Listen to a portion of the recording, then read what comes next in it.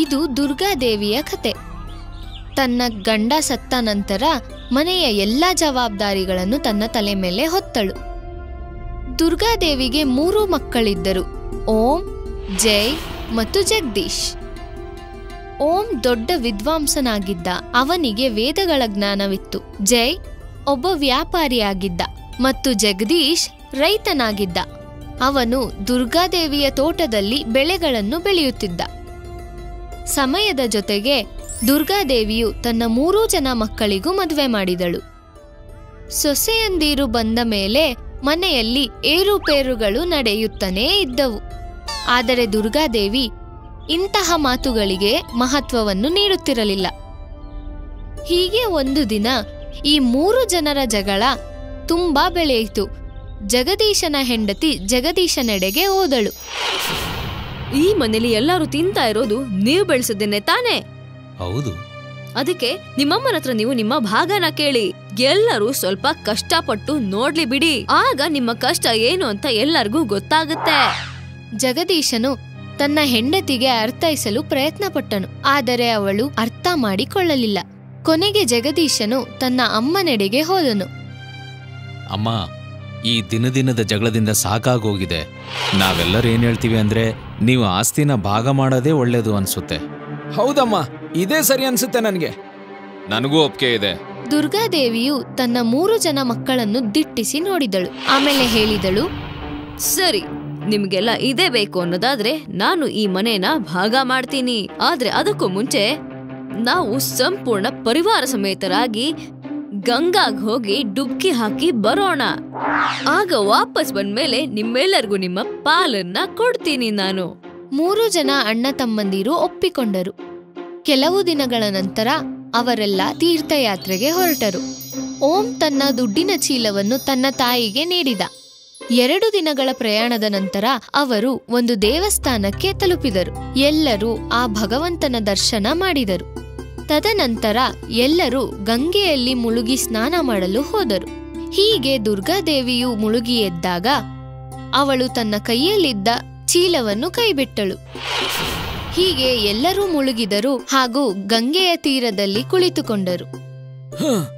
ತೀರ್ಥಯಾತ್ರೆನೂ ಆಯ್ತು, ಗಂಗಾ ನದಿ ಸ್ನಾನನೂ ಆಯ್ತು. ಈಗ ಮನೆಗೆ ವಾಪಸ್ ಹೋಗಿ ಆಸ್ತಿ ಭಾಗ ಮಾಡೋದೊಂದು ಉಳಿತು. ಹಾ, ಹೋಗೋಣ. ಆದ್ರೆ ಏನಾಯ್ತಮ್ಮ? ಆದ್ರೆ ಹಣ ಇದ್ದಿದ್ ಚೀಲ ಎಲ್ಲಿ ಹೋಯ್ತು? ನಿನ್ನ ಹತ್ರನೇ ಇತ್ತಲ್ಲಮ್ಮ. ಹಾ, ನನ್ನ ಹತ್ರನೇ ಇತ್ತು. ಆದ್ರೆ ಈಗೆಲ್ ಹೋಯ್ತು? ಗಂಗಾ ನದಿಯಲ್ಲಿ ಹರ್ಕೊಂಡೋಯ್ತಾ ಹೆಂಗೆ? ಆದ್ರೀಗ ನಾವೇನ್ ಮಾಡೋದು? ನಮ್ ಹತ್ರ ದುಡ್ಡೇ ಇಲ್ವಲ್ಲ. ಈಗ ನಾವೀಗ ಮನೆಗೆ ಹೇಗ್ ಹೋಗೋದು?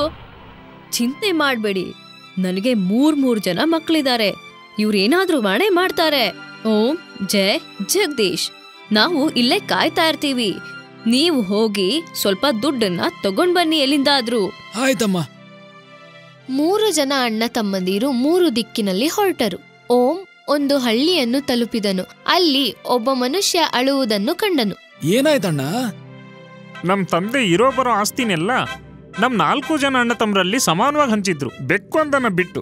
ಅದಕ್ಕೆ ಸರ್ಪಂಚ್ ಹೇಳಿದ್ರು, ಆ ಬೆಕ್ಕಿನ ಒಂದೊಂದು ಕಾಲು ನಮ್ 4 ಜನರದು ಅಂತ. 2 ದಿನ ಮುಂಚೆ ಆ ಬೆಕ್ಕಿಗಿರೋ ನನ್ನ ಭಾಗದ ಕಾಲಿಗೆ ಏಟಾಗಿತ್ತು. ನಾನು ಆ ಕಾಲಿಗೆ ತುಪ್ಪ ಹಚ್ಚಿದ ಬಟ್ಟೆ ಸೂತ್ಬಿಟ್ಟೆ. ಬೆಕ್ಕು ಆ ಬಟ್ಟೆನ ಸೂತ್ಕೊಂಡು ಹೊಲೆ ಹತ್ರ ಹೋಯ್ತು. ಆ ಬಟ್ಟೆಗೆ ಬೆಂಕಿ ಹತ್ತೋಯ್ತು.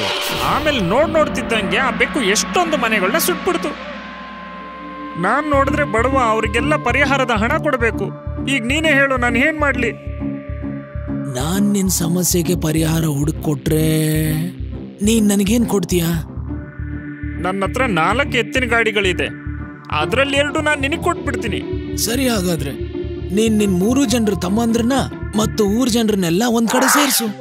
ಎಲ್ಲಾ ಗ್ರಾಮಸ್ಥರು ಒಂದು ಮರದ ಕೆಳಗೆ ಸೇರಿದರು. ಮದನ್ ಬೆಕ್ಕಿನ ತನ್ನ ಭಾಗದ ಕಾಲಿಗೆ ಬಟ್ಟೆ ಕಟ್ಟಿದ್ದು ಸತ್ಯನಾ? ಅವನ್ ಬಟ್ಟೆ ಯಾಕೆ ಕಟ್ಟಿದ್ದ? ಯಾಕಂದ್ರೆ ಬೆಕ್ಕಿನ ಆ ಕಾಲಿಗೆ ಏಟಾಗಿತ್ತಪ್ಪ. ಹಾಗಾದ್ರೆ ಆ ಬೆಕ್ಕು ಆ ಕಾಲಿನಿಂದ ಸರಿಯಾಗಿ ನಡೆಯಕ್ ಆಗ್ತಾನೆ ಇರ್ಲಿಲ್ಲ. ಮತ್ ಹೇಗ್ ನಡೀತು? ಯಾಕಂದ್ರೆ ಅದರ ಮಿಕ್ಕ 3 ಕಾಲ್ಗಳು ಚೆನ್ನಾಗಿದ್ವಪ್ಪ, ಅದಕ್ಕೆ ಅದು ನಡೆಯಕ್ ಸಾಧ್ಯ ಆಯ್ತು. ಅಂದ್ರೆ ಅದರ ಮಿಕ್ಕ 3 ಕಾಲ್ಗಳು ಚೆನ್ನಾಗಿದ್ವು. ಇದ್ರ ಕಾರಣದಿಂದ ಬೆಕ್ಕು ಊರ್ಗೆಲ್ಲ ಬೆಂಕಿ ಹಚ್ಚಿತು. ಆದ್ದರಿಂದ ಪರಿಹಾರ ಈ 3 ಕಾಲ್ಗಳು ಒಡೆಯರಾದ ಇವ್ರು ಕಟ್ಬೇಕು, ಮದನ್ ಅಲ್ಲ. ನೀನ್ ಹೇಳ್ತಿರೋ ಮಾತು ಸರಿಯಾಗೇ ಇದೆ. ಓಂ ಮದನ್ನ ಸಮಸ್ಯೆಯನ್ನು ಬಗೆಹರಿಸಿದ ಮತ್ತು ಅವನಿಗೆ 2 ಎತ್ತಿನ ಗಾಡಿಗಳು ದೊರಕಿದವು. ಜೈ ಒಂದು ನದಿಯ ತೀರಕ್ಕೆ ತಲುಪಿದ. ಅಲ್ಲಿ ರಾಜ ಒಂದು ಘೋಷಣೆ ಮಾಡುತ್ತಿದ್ದರು. ಯಾವ ವ್ಯಕ್ತಿ ನನಗೆ ಈ ಆನೆಯ ಭಾರ ಹೇಳ್ತಾನೋ ನಾನು ಅವನಿಗೆ 1,000 ಬಂಗಾರದ ನಾಣ್ಯಗಳು ಉಡುಗೊರೆ ಹಾಕೊಡ್ತೀನಿ. ಜೈ ತಕ್ಷಣ ರಾಜನ ಬಳಿಗೆ ಹೋದ. ಮಹಾರಾಜರೇ, ನಾನಿದನ್ ಮಾಡಬಲ್ಲೆ, ಆದ್ರೆ ಇದಕ್ಕೋಸ್ಕರ ನನಗೆ ಒಂದು ದೋಣಿ ಮತ್ತು ಬಹಳಷ್ಟು ಬೇಳೆ ಮೂಟೆಗಳು ಬೇಕಾಗುತ್ತೆ. ಸರಿ.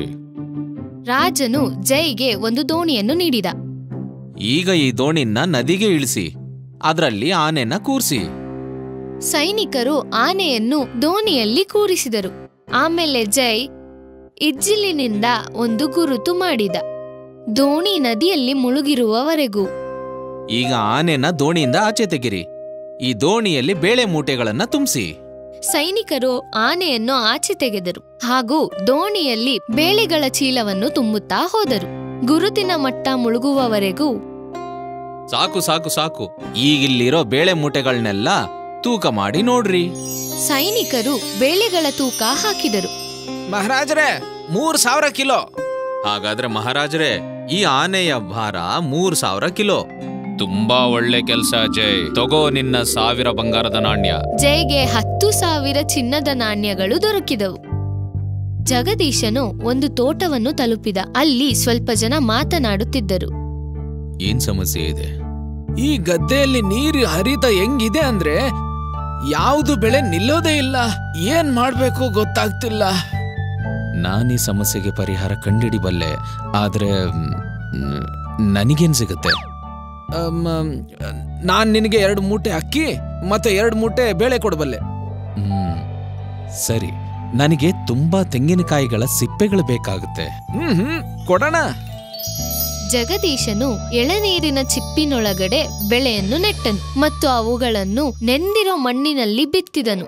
ಅದೇ ರೀತಿ ಅವನು ಭತ್ತವನ್ನು ಸಣ್ಣ ತುಂಡಾಗಿ ಬಿತ್ತಿದನು. ಈಗ ಇದೇ ತರ ಎಲ್ಲ ಗದ್ದೆಯಲ್ಲೂ ನಾಟಿ ಮಾಡಿ.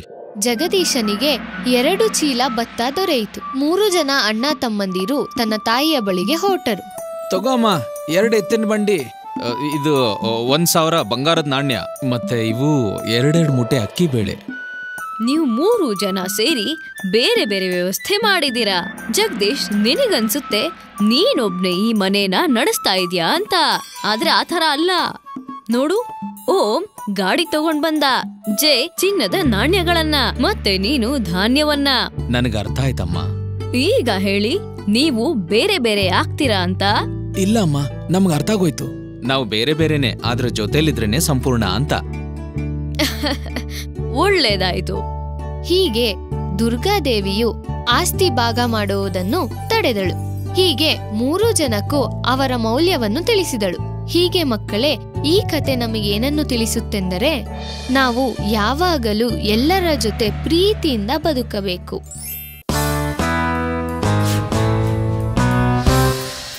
ರಾಜಸ್ಥಾನದ ಒಂದು ಊರಿನಲ್ಲಿ ಒಂದು ವಯಸ್ಸಾದ ಮುದುಕಿ ವಾಸವಾಗಿದ್ಲು. ಅವಳಿಗೆ 2 ಹರಿಯದ ಗಂಡು ಮಕ್ಕಳಿದ್ರು.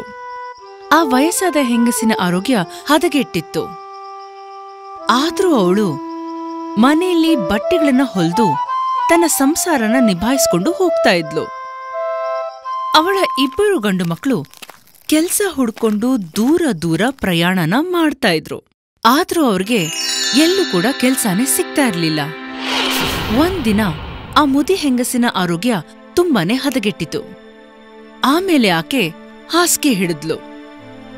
ಸ್ವಲ್ಪ ದಿನ ಆದ್ಮೇಲೆ ಆಕೆ ಸ್ವರ್ಗವಾಸಿ ಆದ್ಲು. ನಂತರ ಆಕೆಯ 2 ಗಂಡ್ಮಕ್ಳು ದಿಕ್ಕಾಪಾಲಾದ್ರು. ಅವಳ ಪುಣ್ಯತಿಥಿಯ ದಿನ ಆಕೆಯ ತಂಗಿ ಅವರಿಬ್ಬರು ಮಕ್ಕಳನ್ನ ಭೇಟಿ ಮಾಡೋಕೆ ಅಂತ ಬಂದ್ಲು. ಅಕ್ಕ, ಯಾಕ್ ನಮ್ಮನ್ನೆಲ್ಲ ಬಿಟ್ಟು ಹೋಗ್ಬಿಟ್ಟೆ ನೀನು? ಅಯ್ಯೋ ದೇವ್ರೇ.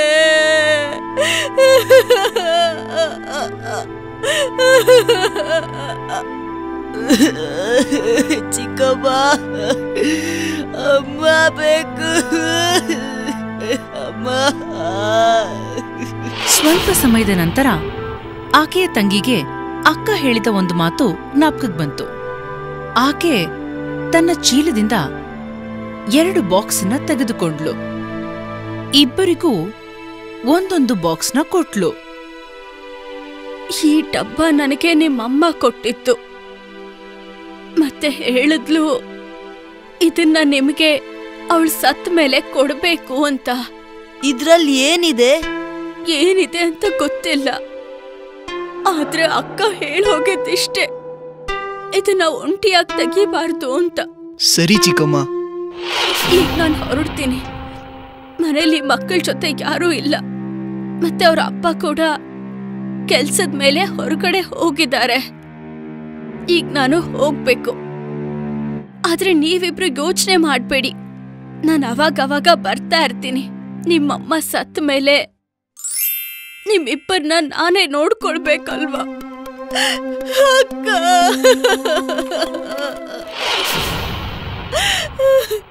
ಆಕೆ ತನ್ನ ದುಃಖನ ಸಂಭಾಳಿಸ್ಕೊಂಡು ಅಲ್ಲಿಂದ ಹೊರಟು ನಿಂತ್ಲು. ಅದಾದ್ಮೇಲೆ ಆಕಾಶ್ ಮತ್ತು ವಿಕಾಸ್ ಸಿಂಗ್ ತಮ್ಮ ತಮ್ಮ ಡಬ್ಬಗಳನ್ನ ತೆರೆದ್ರು. ಆ ಡಬ್ಬದ ಒಳಗೆ ಒಂದು ಪತ್ರ ಇತ್ತು.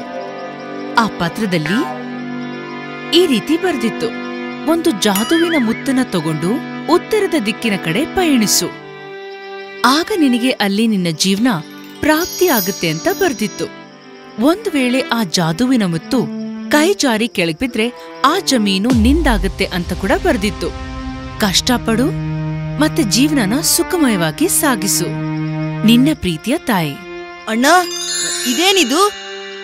ಗೊತ್ತಿಲ್ಲ, ಆದ್ರೆ ಅಮ್ಮ ಬರ್ದಿದ್ದಾರೆ ನಾವಲ್ಲಿಗೆ ಹೋಗ್ಬೇಕು ಅಂತ. ಇಬ್ಬರು ಗಂಡ್ಮಕ್ಳು ಊರನ್ನ ಬಿಟ್ರು, ಉತ್ತರದ ದಿಕ್ಕಿನ ಕಡೆ ಪಯಣಿಸಿದ್ರು. ಇಬ್ಬರು ಕಾಡನ್ನ ಕೂಡ ದಾಟಿದ್ರು. ಹೀಗೆ ಅವರು ನದಿ ಕೂಡ ದಾಟಿದ್ರು. ಈಗ ನಡಿತಾ ನಡಿತಾ ಒಂದು ಮುಖ್ಯವಾದ ಜಮೀನಿಗೆ ಬಂದು ಸೇರಿದ್ರು. ಹಾಗೆ ವಿಕಾಸ್ ಕೈಯಿಂದ ಗೊತ್ತಿಲ್ಲದೆ ಆ ಮುತ್ತು ಕೈಜಾರ್ ಕೆಳಗ್ ಬಿತ್ತು. ಹೀಗೆ ನೋಡ್ತಿರ್ಬೇಕಾದ್ರೆ ಆ ದೊಡ್ಡ ಜಮೀನಿನ ಸುತ್ತ ಇದ್ದಕ್ಕಿದ್ದ ಹಾಗೆ ಒಂದು ಕಲ್ಲಿನ ಕೋಟೆ ಸೃಷ್ಟಿಯಾಗೋಯ್ತು. ವಿಕಾಸ್ ಇದು ನೋಡಿ ಒಂದೇ ಸಲ ಖುಷಿಪಟ್ಟ. ಅರೆ ವಾ, ಈ ಜಮೀನು ನಂದು. ಇಷ್ಟು ದೊಡ್ಡದಾ? ಇದಂತೂ ನನ್ನ ಭಾಗ್ಯನೇ. ಅಭಿನಂದನೆಗಳು ಅಣ್ಣ, ನಿಮ್ಗೆ ತುಂಬಾ ತುಂಬಾ ಅಭಿನಂದನೆಗಳು. ಧನ್ಯವಾದ ತಮ್ಮ. ಅಮ್ಮ ನಿನಗೋಸ್ಕರನು ಏನಾದ್ರೂ ಒಳ್ಳೇದು ಯೋಚನೆ ಮಾಡಿರ್ತಾರೆ. ಹಾ ಅಣ್ಣ, ನಾನು ನನ್ನ ಪ್ರಯಾಣ ಮುಂದುವರಿಸ್ತೀನಿ. ಆಕಾಶ್ ತನ್ನ ಪಯಣನ ಮುಂದುವರಿಸ್ದ. ಬೆಳಿಗ್ಗೆಯಿಂದ ರಾತ್ರಿ ಅವನು ನಡೀತಾನೆ ಇದ್ದ. ಹೀಗೆ ನಡೀತಿರ್ಬೇಕಾದ್ರೆ ಅವನ ಕಾಲಿನಲ್ಲಿ ಬೊಬ್ಬೆನೇ ಬಂದ್ಬಿಟ್ಟಿತ್ತು. ಅವನ ಕಾಲುಗಳು ಅವನ ಮಾತನ್ನ ಕೇಳದೆ ಇದ್ದಾಗ ಅವನಿಗೆ ತುಂಬಾನೇ ಅಳು ಬಂದ್ಬಿಡ್ತು. ಅಮ್ಮ, ನನ್ನ ಹಣೆ ಬರದಲ್ಲಿ ನೀನ್ ಇಷ್ಟೊಂದು ಕಷ್ಟ ಬರ್ದಿದ್ಯಾ? ನನ್ನ ಪಾಲಿಗೆ ಇಷ್ಟೊಂದು ಸಂಕಷ್ಟನ ಅಮ್ಮ? ಅಣ್ಣನ್ಗೆ ಅವನ್ ಪಾಲಿನ ಫಲ ಸಿಕ್ಕಾಯ್ತು, ಆದ್ರೆ ನನ್ಗೋಸ್ಕರ ನಿನ್ ಬಳಿ ಏನೂ ಇಲ್ವಾ ಅಮ್ಮ? ಆಕಾಶ್ನ ಆತ್ಮವಿಶ್ವಾಸ ಕುಗ್ಗತೊಡಗಿತು. ಆದ್ರೆ ಅವನು ಯಾವುದಕ್ಕೂ ಹಿಂಜರಿಲಿಲ್ಲ. ನಂತರ ಅವನು ನಡೆಯೋಕ್ ಶುರು ಮಾಡ್ದ. ಆಕಾಶ್ ಹೀಗೆ ಎಷ್ಟೋ ದಿನಗಳು ನಡೀತಾನೆ ಇದ್ದ. ಎಷ್ಟೋ ಮರುಭೂಮಿಗಳನ್ನ ಅವನು ದಾಟಿ ಒಂದು ದಟ್ಟವಾದ ಬೆಟ್ಟಕ್ಕೆ ಬಂದು ನಿಂತ. ಆಕಾಶ್ ನೀರನ್ನು ಕುಡಿಬೇಕು ಅಂತ ತನ್ನ 2 ಕೈಯನ್ನ ಚಾಚಿದಾಗ ಅವನ ಕೈಯಲ್ಲಿದ್ದಂತಹ ಮುತ್ತು ಅಲ್ಲಿ ಕೆಳಜಾರ್ಬಿತ್ತು. ಅವನ ಆಶ್ಚರ್ಯಕ್ಕೆ ಆ ಬೆಟ್ಟದ ಸುತ್ತಲೂ ಕೂಡ ಒಂದು ಕೋಟೆನೆ ಸೃಷ್ಟಿಯಾಯಿತು. ಆಕಾಶ್ ಇದು ನೋಡಿ ಆಶ್ಚರ್ಯನಾದ. ಅವನು ಕನಸಿನಲ್ಲೂ ಅನ್ಕೊಂಡಿರ್ಲಿಲ್ಲ ಅವನತ್ರ ಇಷ್ಟು ದೊಡ್ಡ ಜಮೀನು ಒಂದಿನ ಬರುತ್ತೆ ಅಂತ. ಧನ್ಯವಾದ ಅಮ್ಮ. ನಾನು ನನ್ನ ಕನಸಿನಲ್ಲೂ ಇಷ್ಟು ದೊಡ್ಡ ಜಮೀನ್ ಬಗ್ಗೆ ಕನಸ್ಕೊಂಡಿರ್ಲಿಲ್ಲ. ಧನ್ಯವಾದ ಅಮ್ಮ. ಆಕಾಶ್ ತುಂಬಾನೇ ಖುಷಿಪಟ್ಟ. ಆಕಾಶ್ ಅಲ್ಲಿ ವ್ಯವಸಾಯ ಮಾಡೋಕೆ ಶುರು ಮಾಡ್ದ. ಅವನು ಎಲ್ಲಿ ಲಗದ್ನೋ ಅಲ್ಲೆಲ್ಲ ಅವನಿಗೆ ಚಿನ್ನದ ಗಣಿ ಕಾಣ್ತಾ ಇತ್ತು. ಇದನ್ನೆಲ್ಲ ನೋಡಿ ಆಕಾಶ್ ಆಶ್ಚರ್ಯನಾದ. ಅವನು ತನ್ನ ಕಣ್ಣನ್ನ ತಾನೇ ನಂಬ್ತಾ ಇರ್ಲಿಲ್ಲ. ತನ್ನ ಜಮೀನಲ್ಲಿ ಸಿಕ್ಕಂತಹ ಚಿನ್ನದ ಗಣಿನ ಎತ್ಕೊಂಡು ಆಕಾಶ್ ಸಂತೆಗೆ ಬಂದಿಳಿದ. ಅಲ್ಲಿ ಅವನಿಗೆ ಅವನ ಅಣ್ಣ ವಿಕಾಸ್ ಸಿಕ್ದ. ತಮ್ಮ, ನೀನಿಲ್ಲಿ? ಹಾ ಅಣ್ಣ, ನಾನು ಆ ಮುತ್ತನ್ನ ಹಿಡ್ಕೊಂಡು ತುಂಬಾ ದಿವಸ ಊಟ ನಿದ್ದೆ ಇಲ್ದೆ ಓಡಾಡ್ದೆ. ನಾನು ತುಂಬಾ ಮರುಭೂಮಿಗಳನ್ನ ದಾಟ್ದೆ. ಆಮೇಲೆ ನಾನು ಒಂದ್ ಬೆಟ್ಟದ ಮೇಲೆ ಹೋಗ್ಬಿಟ್ಟು ನಿಂತ್ಕೊಂಡೆ. ಅಲ್ಲೇ ನನ್ನ ಮುತ್ತು ಬಿತ್ತು. ಆಮೇಲೆ ಆ ಇಡೀ ಬೆಟ್ಟ ನಂದೇ ಆಗೋಯ್ತು. ನಾನು ಅಲ್ಲಿ ಅಗ್ಯಾಕ್ ಶುರು ಮಾಡಿದಾಗ ನನ್ಗೆಲ್ಲಾ ಕಡೆ ಬರೀ ಬಂಗಾರನೇ ಸಿಕ್ತು. ಚಿನ್ನನ? ಅರೆ ಪರವಾಗಿಲ್ವೇ, ಅದಕ್ಕೆ ಹೇಳೋದು ತಮ್ಮ, ನಿಧಾನಕ್ಕೆ ಬಂದ್ರೂ ಒಳ್ಳೇದೇ ಆಗತ್ತೆ ಅಂತ. ನಿನಗೆ ನಿನ್ನ ಜಮೀನು ತುಂಬಾ ಕಷ್ಟಪಟ್ಟ ಮೇಲೆ ಸಿಕ್ತು, ಆದ್ರೂ ನಿನಗೆ ಚಿನ್ನದಂತ ಜಮೀನೇ ಸಿಕ್ತು. ಹಾ ಅಣ್ಣ, ಅದು ಮತ್ತೆ ಅಮ್ಮನ ಆಶೀರ್ವಾದದಿಂದನೇ ಇದೆಲ್ಲ ಮಾಡಕ್ ಸಾಧ್ಯ ಆಗಿದ್ದು. ಧನ್ಯವಾದ ಅಮ್ಮ. ಇಬ್ಬರು ಅಣ್ಣ ತಮ್ಮಂದಿರು ತುಂಬಾನೇ ಖುಷಿಯಾಗಿದ್ರು. ನಂತರ ಇಬ್ರು ಅಣ್ಣ ತಮ್ಮಂದಿರು ಒಟ್ಟಿಗಿರೋಕೆ ಶುರು ಮಾಡಿದ್ರು. ಈಗ ಇಬ್ರು ಜೀವನ ಕೂಡ ಸುಖಮಯವಾಗಿತ್ತು. ಅದಕ್ಕೆ ದೊಡ್ಡೋರು ಹೇಳೋದು, ತಾಳಿದವನು ಬಾಳಿಯಾನು ಅಂತ. ರಮಾ ಒಬ್ಳು ವಿಧವೆ ಆಗಿದ್ದಳು. ಅವಳ ಪತಿ ಸತ್ತು 3-4 ವರ್ಷಗಳಾಗಿದ್ದವು. ರಮಾ ಟೈಲರಿಂಗ್ ಮಾಡಿಕೊಂಡು ತನ್ನ ಮನೆಯನ್ನು ನಡೆಸುತ್ತಿದ್ದಳು.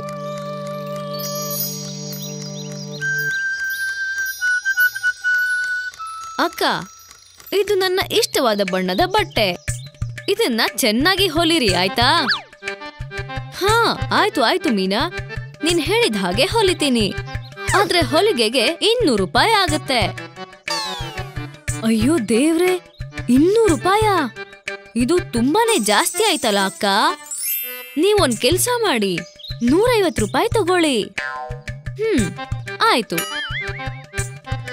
ರಮಾ ಕೆಲಸಗಳನ್ನು ತಗೊಂಡಳು. ರಮಾ ಒಂದು ಬಟ್ಟೆ ಹೊಲಿಯಲು ಇಡೀ ದಿನವೇ ಕಳೆದು ಹೋಗುತ್ತಿತ್ತು. ಆಮೇಲೆ ಹೋಗಿ ಒಂದು 100-200 ರೂಪಾಯಿಗಳನ್ನು ದುಡಿಯುತ್ತಿದ್ದಳು. ಒಟ್ಟಾಗಿ ಎಲ್ಲವನ್ನೂ ಸೇರಿ ರಮಾ 1 ತಿಂಗಳಿಗೆ 5,000 ರೂಪಾಯಿಗಳನ್ನು ದುಡಿಯುತ್ತಿದ್ದಳು. ಇದರಲ್ಲಿ 2,000 ರೂಪಾಯಿಗಳು ಮನೆ ಬಾಡಿಗೆಗೆ ಹಾಗೂ 2,000 ರೂಪಾಯಿಗಳು ಮನೆ ಖರ್ಚಿಗೆ ಉಪಯೋಗಿಸುತ್ತಿದ್ದಳು. ಮತ್ತು ಮಿಕ್ಕಿರುವ 1,000 ರೂಪಾಯಿಗಳಲ್ಲಿ ಪ್ರತಿ ತಿಂಗಳು ರಮಾ ಕೃಷ್ಣನ ಸ್ಕೂಲ್ ಫೀಸ್ ಕಟ್ಟುತ್ತಿದ್ದಳು. ಅಮ್ಮ, ನಮ್ಮ ಹತ್ರ ದುಡ್ಡೇ ಮಿಕ್ಕಿಲ್ವಲ್ಲ. ನೀನದ್ರ ಚಿಂತೆ ಮಾಡ್ಬೇಡ. ಕೃಷ್ಣನ ಶಾಲೆಯು ಮನೆಯಿಂದ 4 ಕಿಲೋಮೀಟರ್ ದೂರದಲ್ಲಿತ್ತು. ಕೃಷ್ಣ ಅಲ್ಲಿಂದ ನಡೆದು ಬರಬೇಕಿತ್ತು.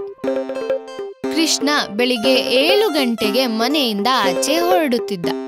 ಹೀಗೆ ಅವನು ಸ್ಕೂಲ್ ಸರಿಯಾದ ಸಮಯಕ್ಕೆ ಸೇರುತ್ತಿದ್ದ. ಹೀಗೆ ಪ್ರತಿದಿನ ಸಂಜೆ 5 ಗಂಟೆಗೆ ಸ್ಕೂಲ್ ಬಿಡುತ್ತಿತ್ತು. ಆದರೆ 4 ಕಿಲೋಮೀಟರ್ ನಡೆಯಲು ಕೃಷ್ಣನಿಗೆ ಅರ್ಧ ಗಂಟೆ ಬೇಕಿತ್ತು. ಅದಕ್ಕೆ ಕೃಷ್ಣ ಪ್ರತಿದಿನ ತನ್ನ ಮನೆಗೆ 6:15ಗೆ ತಲುಪುತ್ತಿದ್ದ. ಕೃಷ್ಣ ಓದಲು ತುಂಬಾ ಶ್ರಮಿಸುತ್ತಿದ್ದ. ಅವನಿಗೆ ಓದಿನಲ್ಲಿ ತುಂಬಾ ಆಸಕ್ತಿ ಇತ್ತು. ಈಗ ಯಾರು ನನಗೆ ಹೇಳ್ತೀರಾ ಸೌರಮಂಡಲದಲ್ಲಿ ಎಷ್ಟು ಗ್ರಹಗಳಿದೆ ಅಂತ? ಇಡೀ ಕ್ಲಾಸಿನಲ್ಲಿ ಗುರುಗಳು ಕೇಳಿದ ಪ್ರಶ್ನೆಗೆ ಕೃಷ್ಣನಿಗೆ ಮಾತ್ರ ಉತ್ತರ ಗೊತ್ತಿತ್ತು. ಹಾ ಕೃಷ್ಣ, ಹೇಳು. ಸೌರಮಂಡಲದಲ್ಲಿ 9 ಗ್ರಹಗಳಿದಾವೆ. Mercury, Venus, Earth, Mars, Jupiter, Saturn, Uranus, Neptune ಮತ್ತೆ ಪ್ಲೂಟೋ. ಚೆನ್ನಾಗಿ ಹೇಳ್ದೆ ಕೃಷ್ಣ. ಎಲ್ರೂ ಕೃಷ್ಣನಿಗೋಸ್ಕರ ಚಪ್ಪಾಳೆ ತಟ್ಟಿ. ಒಂದು ದಿನ ಕೃಷ್ಣನ ಶಾಲೆಯಲ್ಲಿ ತನ್ನ ಗುರುಗಳು ಒಂದು ಘೋಷಣೆ ಮಾಡಿದರು. ನಿಮ್ಮೆಲ್ಲರಿಗೋಸ್ಕರ ಒಂದು ಒಳ್ಳೆ ಸಮಾಚಾರ ಇದೆ. ಮುಂದಿನ ಮಂಗಳವಾರ ಸ್ಕೂಲಲ್ಲಿ ಒಂದು ಕ್ವಿಜ್ ಕಾಂಪಿಟಿಷನ್ ಇದೆ.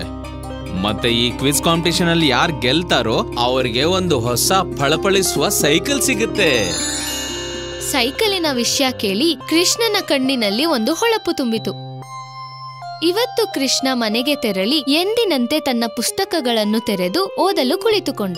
ಏನಾಯ್ತು ಕೃಷ್ಣ, ಪರೀಕ್ಷೆ ಹತ್ರ ಬಂದಿದ್ಯಾ? ಇಲ್ಲ ಅಮ್ಮ, ಮಂಗಳವಾರ ಕ್ವಿಜ್ ಕಾಂಪಿಟಿಷನ್ ಇದೆ. ನಾನ್ ಕೂಡ ಸ್ಪರ್ಧಿಸ್ತಿದ್ದೀನಿ. ಮತ್ತೆ ನಾನ್ ಅದ್ರಲ್ಲಿ ಗೆದ್ರೆ ನನಗೆ ಒಂದು ಹೊಸ ಸೈಕಲ್ ಸಿಗುತ್ತೆ. ಹಾಗ ಅಂದ್ರೆ ಇದೆಲ್ಲ ಒಂದು ಸೈಕಲ್ಗಾಗಿ ನಡೀತಾ ಇದೆ. ಪರವಾಗಿಲ್ಲ, ಮೊದ್ಲು ಕೈ ಕಾಲ್ ಮುಖ ತೊಳ್ಕೊಂಡು ಸ್ವಲ್ಪ ಏನಾದ್ರೂ ತಿನ್ನು, ಆಮೇಲೆ ಎಷ್ಟ್ ಬೇಕಾದ್ರೂ ಓದುವಂತೆ. ಮುಂದಿನ 1 ತಿಂಗಳ ಕಾಲ ಕೃಷ್ಣ ಓದುತ್ತಾ ಇದ್ದನು. ಕೃಷ್ಣನ ಶ್ರಮವನ್ನು ನೋಡಿ ತನ್ನ ತಾಯಿ ರಮ್ಮ ದೇವರಲ್ಲಿ ಪ್ರಾರ್ಥಿಸಿದಳು. ಹೇ ಭಗವಂತ, ನನ್ನ ಮಗನ ಕಷ್ಟಕ್ಕೆ ಫಲ ಕೊಡಪ್ಪ. ಮತ್ತು ಮಂಗಳವಾರ ತನ್ನ ಮಗನಿಗೆ ಕುಂಕುಮ ಇಟ್ಟು ಹಾಗೂ ಮೊಸರು ಮತ್ತೆ ಸಕ್ಕರೆಯನ್ನು ತಿನ್ನಿಸಿದಳು. ಅಮ್ಮ, ತುಂಬಾ ಬೇಗ ನನ್ಗೆ ಹೊಸ ಸೈಕಲ್ ಸಿಗುತ್ತೆ. ಹಾ ಹಾ, ಒಳ್ಳೇದಾಗ್ಲಿ, ಹೋಗು. ಕೃಷ್ಣ ಕ್ವಿಜ್ ಕಾಂಪಿಟೇಷನ್ಗೆ ತಲುಪಿದ. ಯಾರೆಲ್ರಿಗಿಂತ ಮೊದಲು ಬೆಲ್ ಬಾರಿಸ್ತಾರೋ ಅವರೇ ಉತ್ತರ ಹೇಳ್ತಾರೆ. ಮೊದಲನೇ ಪ್ರಶ್ನೆ, ಸೋಡಿಯಂ ಕ್ಲೋರೈಡ್ ನ ದಿನನಿತ್ಯದ ಭಾಷೆಯಲ್ಲಿ ಏನಂತ ಕರೀತಾರೆ? ಹಾ ಕೃಷ್ಣ, ಹೇಳು. ಸರ್, ಉಪ್ಪು. ಈಗ ಮುಂದಿನ ಪ್ರಶ್ನೆ. ಹೀಗೆ ಅನೌನ್ಸರ್ನ ಎಲ್ಲಾ ಪ್ರಶ್ನೆಗಳಿಗೂ ಕೃಷ್ಣ ಒಬ್ಬನೇ ಉತ್ತರ ನೀಡುತ್ತಿದ್ದ. ಕೃಷ್ಣ ತುಂಬಾ ಖುಷಿಯಾಗಿದ್ದ. ಮತ್ತು ಇಂದಿನ ಈ ಕ್ವಿಜ್ ಕಾಂಪಿಟೇಷನ್ ನ ವಿಜೇತ ನಿಮ್ಮೆಲ್ಲರ ಮುದ್ದಿನ ಕೃಷ್ಣ. ಎಲ್ಲರೂ ಕೃಷ್ಣನಿಗೋಸ್ಕರ ಚಪ್ಪಾಳೆ ಹೊಡೆದರು. ಮತ್ತು ಕೃಷ್ಣ ತನ್ನ ಮೊದಲನೇ ಸೈಕಲ್ ನೋಡಿ ತುಂಬಾ ಖುಷಿಪಟ್ಟ. ಕೃಷ್ಣ ತನ್ನ ಸೈಕಲ್ನಿಂದ ಮನೆಗೆ ಬಂದ. ಅಮ್ಮ, ಅಮ್ಮ, ನೋಡಿ ನನ್ನ ಹೊಸ ಸೈಕಲ್. ಅರೆ ವಾ! ಇಬ್ಬರು ತುಂಬಾ ಖುಷಿಪಟ್ಟರು. ಮಾರನೇ ದಿನದಿಂದ ಕೃಷ್ಣ ತನ್ನ ಹೊಸ ಸೈಕಲ್ನಿಂದ ಸ್ಕೂಲಿಗೆ ತೆರಳುತ್ತಿದ್ದ. ಇವಾಗ ಕೃಷ್ಣನಿಗೆ ಮನೆಗೆ ಹೋಗಲು ತುಂಬಾ ಕಮ್ಮಿ ಸಮಯ ಬೇಕಾಗುತ್ತಿತ್ತು. ಕೆಲವು ದಿನಗಳ ನಂತರ ಕೃಷ್ಣ ತನ್ನ ಸೈಕಲ್ನಿಂದ ಮನೆಗೆ ಬರುವಾಗ ಹೀಗೆ ರಸ್ತೆ ಮಧ್ಯದಲ್ಲಿ ಒಬ್ಬ ಮನುಷ್ಯ ಬಿದ್ದಿರುವುದನ್ನು ಕಂಡ. ಅಯ್ಯೋ, ನನ್ ಸೊಂಟ! ಆ ಗಾಡಿಯವನು ನನ್ನ ಕೊಂದೆ ಬಿಟ್ನಲ್ಲಪ್ಪ. ಪುಟ್ಟು ಕೃಷ್ಣ ಸೈಕಲ್ನ ಸ್ಟ್ಯಾಂಡ್ ಹಾಕಿ ಆ ಮನುಷ್ಯನನ್ನು ರಕ್ಷಿಸಲು ಹೋದ. ಕೃಷ್ಣ ಆತನಿಗೆ ನೀರನ್ನು ಕುಡಿಸಿದ. ಆಮೇಲೆ ಮತ್ತೆ ಅವನು ತನ್ನ ಸೈಕಲಿನ ಕಡೆ ತಿರುಗಿದಾಗ ಅವನ ಸೈಕಲ್ ಕಣ್ಮರೆಯಾಗಿತ್ತು. ಅಯ್ಯೋ, ನನ್ನ ಸೈಕಲ್ ಎಲ್ಲೋಯ್ತು? ಕೃಷ್ಣ ಅವನ ಸೈಕಲ್ ಅನ್ನು ಅಲ್ಲಿ ಇಲ್ಲಿ ಎಲ್ಲಾ ಕಡೆ ಹುಡುಕಿದ. ಆದರೆ ಅವನ ಸೈಕಲ್ ಎಲ್ಲೂ ಸಿಗಲಿಲ್ಲ. ಅವನು ಅಳುತ್ತಾ ಅಲ್ಲಿಯೇ ಕುಳಿತು ಬಿಟ್ಟ. ಆಮೇಲೆ ಅವನಿಗೆ ಯಾರದೋ ಶಬ್ದ ಕೇಳಿಸಿತು. ನಿನ್ ಸೈಕಲ್ ಹುಡುಕ್ತಿದ್ಯಲ್ಲ? ಯಾರದು? ಯಾರ್ ಮಾತಾಡಿದ್ದು? ಇಲ್ಲಿ ನಾನು ಮಾತಾಡೋ ಮಂಗ. ನಾನ್ ನಿನಗೆ ನಿನ್ನ ಸೈಕಲ್ನ ವಾಪಸ್ ಕೊಡಿಸ್ಬಲ್ಲೆ, ಆದ್ರೆ ಅದ್ರ ಬದಲಾಗಿ ನೀನ್ ನನಗೆ ಊಟ ಕೊಡಿಸ್ಬೇಕು. ಸರಿ, ನಾನ್ ನಿನ್ಗೆ ಊಟ ಕೊಡಿಸ್ತೀನಿ. ಈಗ ನನ್ನ ಸೈಕಲ್ ಹತ್ರ ಕರ್ಕೊಂಡು ಹೋಗು. ಆಯ್ತು. ಮಾತನಾಡುವ ಮಂಗನು ಕೃಷ್ಣನನ್ನು ಕಳ್ಳರಿರುವ ಜಾಗಕ್ಕೆ ಕರೆದೊಯ್ಯುತ್ತಾನೆ. ನಾನಲ್ಲೋಗಿ ಗಲಾಟೆ ಎಬ್ಬಿಸ್ಬಿಡ್ತೀನಿ. ನಿನ್ ಸೈಕಲ್ನ ಎತ್ಕೊಂಡ್ ಬಂದ್ಬಿಡು, ಸರಿನಾ? ಸರಿ. ಆಮೇಲೆ ಮಂಗನು ದಪ್ಪವಾಗಿರುವ ಕಳ್ಳನ ಮೇಲೆ ಎಗರಿದ. ಏನೋ ಮೋಟುಲಾಲ್, ಇನ್ನೆಷ್ಟು ತಿಂತೀಯೋ? ನಿನಗೆ ಇವಾಗ್ಲೇ ಮಜಾ ತೋರಿಸ್ತೀನಿ, ನೋಡ್ತಿರೋ. ಅಯ್ಯಪ್ಪ, ನನ್ನ ಹೊಟ್ಟೆ, ಅಯ್ಯೋ ನನ್ನ ಹೊಟ್ಟೆ. ಚೋಟು ಇದನ್ನ ಹಿಡ್ಕೊಳ್ಳೋ. ಮೋಟು ಹಾಗೂ ಚೋಟುಲಾಲ್ ಇಬ್ಬರು ಮಂಗನನ್ನು ಹಿಡಿಯಲು ಅಲ್ಲಿ ಇಲ್ಲಿ ನೆಗೆಯುತ್ತಿದ್ದರು. ಆಮೇಲೆ ಕೃಷ್ಣ ಅಲ್ಲಿಂದ ತನ್ನ ಸೈಕಲ್ ತೆಗೆದುಕೊಂಡು ಹೊರಟ. ಇದಾದ್ಮೇಲೆ ಕೃಷ್ಣ ತನ್ನ ಸೈಕಲ್ ಹಾಗೂ ಮಾತನಾಡುವ ಮಂಗನನ್ನು ಮನೆಗೆ ಕರೆತಂದ. ಅವನು ತನ್ನ ತಾಯಿಗೆ ಎಲ್ಲಾ ಕಥೆಯನ್ನು ಹೇಳಿದ. ಅಮ್ಮ, ಇವನು ನನ್ ಸೈಕಲ್ನ ವಾಪಸ್ ಸಿಗೋ ಹಾಗೆ ಮಾಡ್ದ. ಇವತ್ತಿಂದ ಇವನ್ ನನ್ ಗೆಳೆಯ ಆಗಿರ್ತಾನೆ. ನಾವಿದಕ್ಕೆ ಪ್ರತಿದಿನ ಊಟ ಕೊಡ್ಬೋದಾ? ಹಾ, ಖಂಡಿತವಾಗಿಯೂ. ಮತ್ತು ಈ ದಿನದಿಂದ ಕೃಷ್ಣ ಹಾಗೂ ಮಾತನಾಡುವ ಮಂಗನು ಇಬ್ಬರು ಒಳ್ಳೆಯ ಸ್ನೇಹಿತರಾದರು.